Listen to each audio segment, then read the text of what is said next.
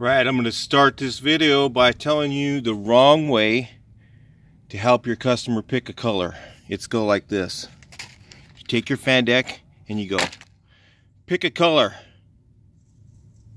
That's the wrong way to do it. You give your customer that many colors, first of all, they're confused.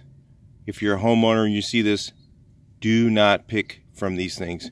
Because what happens is, some of these colors, first of all, are for interior only. Okay, these fan decks are good for certain things, but not to pick a color out of for exterior. Just not the way to do it, guys. If you're doing this, you need to change your game right now. Because you know what's the worst thing that can happen? Let's talk about this for a second. Worst thing that can happen, they'll pick a color. One of the worst things is the color has interior tints in it. Yes, there are tints that cannot be used on the outside of a building. Okay, if you use chrome yellow, if you use the bright red, I don't know the name of it.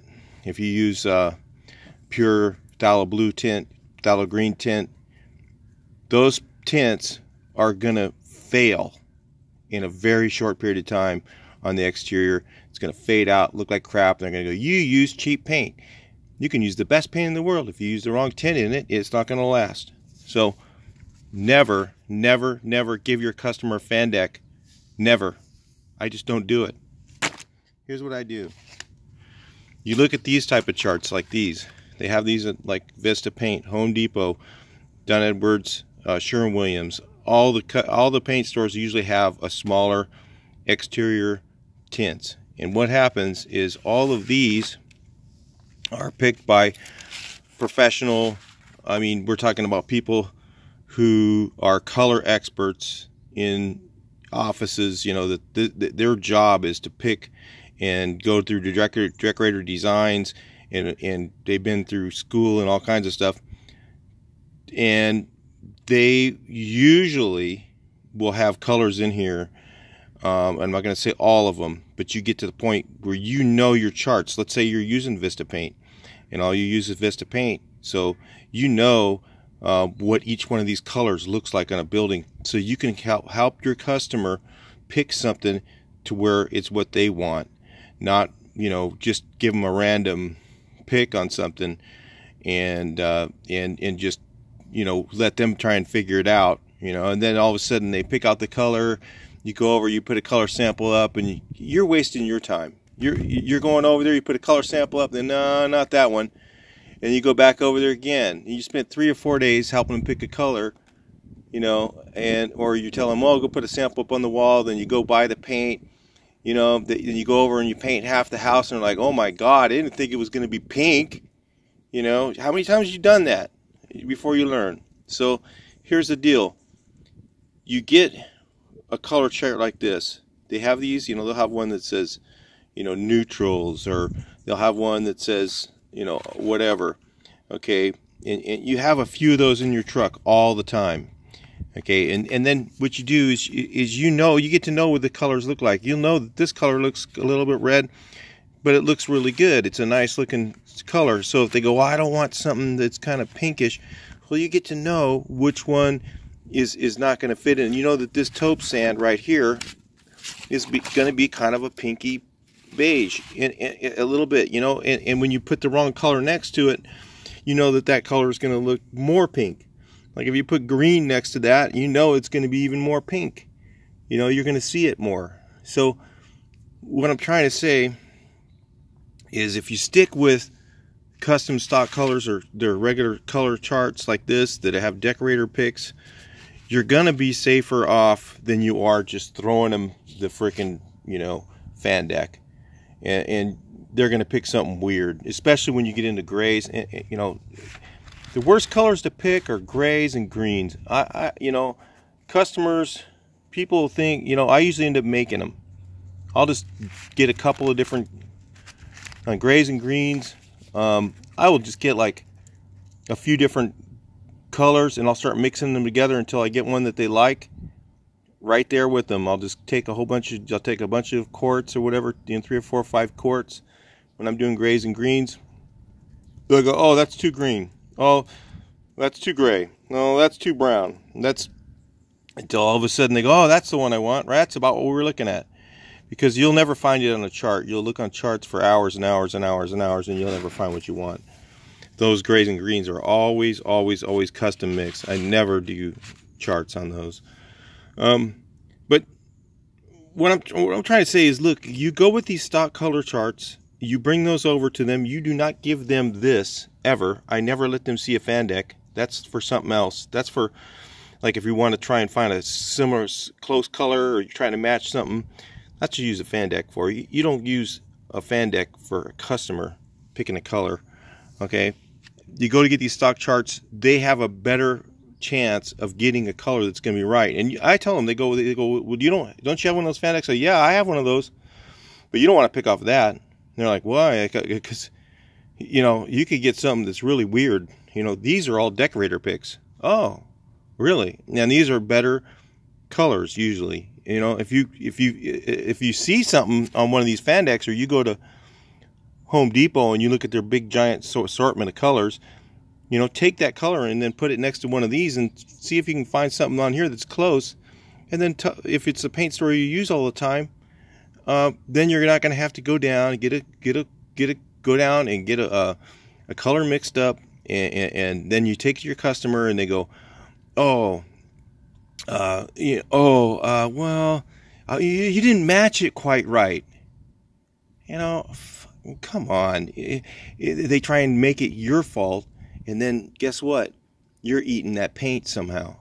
So the trick is stay away from these. Do not send your customer to Home Depot to pick a color.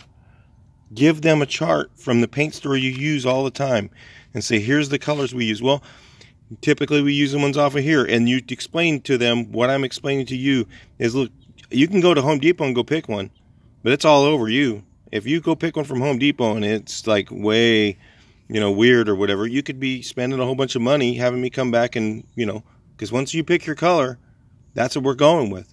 All right. And once we pick it and it's on the wall, you're going with that color. And if you want to change it, you know, it might cost you $400, $500, $600, $800 to change the color. Oh, and you make sure that's straight in their head before you start the job, before you go pick up the paint, and have them sign off. Sometimes, you know, it all depends on the customer. As long as they're, you know, they know, then usually they understand. But you know, sometimes you gotta, you know, if it's a weird customer, usually I'll just let those customers go. I won't work on their house. I'll just tell them, nah, I'm busy. I know when I have one of those. I've been doing it long enough. I go out and do the estimate. I go, nope, I'm not doing this guy's house. And that's a smart painter there that does that. Not these, you know, if you're a professional, you get to know what you're dealing with. You know that customer is going to take you twice as much time. Time is money. If you're going to spend all that extra time there and you're not going to get paid for it, then why are you doing the job? Don't do it. Turn it down. Turn it down. Take the easier one. So, but anyway, keep these charts on your truck. You know, whatever paint brand you're using. If you're using Dunn Edwards, keep a Dunn Edwards chart. If you're using Dunn Edwards or Vista, use both. Sometimes I'll keep Dunn Edwards and Vista charts. Sometimes I like the Dunn Edwards colors better. And a lot of times the paint stores locally will have formulas for those colors versus having a color match it, you know. And, you know, another thing is, let's say you go to Home Depot and you're buying all your paint at Home Depot and whatever. So the customer comes to you and they pick a color off the giant mountain of colors they have there. And they pick a color and they go home and you go and you get the color made up. Let's say they say, you know, you go into Home Depot. They don't. This is Benjamin Moore, but let's just say it. You know, let's say this is Home Depot color.